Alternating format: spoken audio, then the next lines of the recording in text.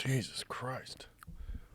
It's so amazing how thorough it is. Like the people that want to think that the government is completely inept and that conspiracies aren't likely because people are not motivated and not very good at their jobs. Like same people that want to say the government is terrible. It's filled with bloat. They don't know what to do. They're not capable of pulling off something with this depth. So when you see it, when you actually see it laid out and the mechanism in which it was done through NGOs and through these other non-government organizations, it's kind of astonishing. It's kind of impressive.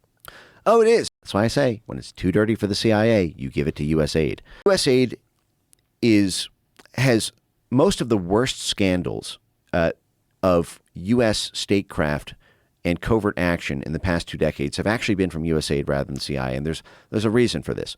So after the big scandals against the Democrats and liberals and anti-war groups in the 60s and 70s, reforms were put in place. And some of this goes back to the 40s itself, but every covert action the CIA does has to be authorized by the president in what's called a presidential finding to take that covert action.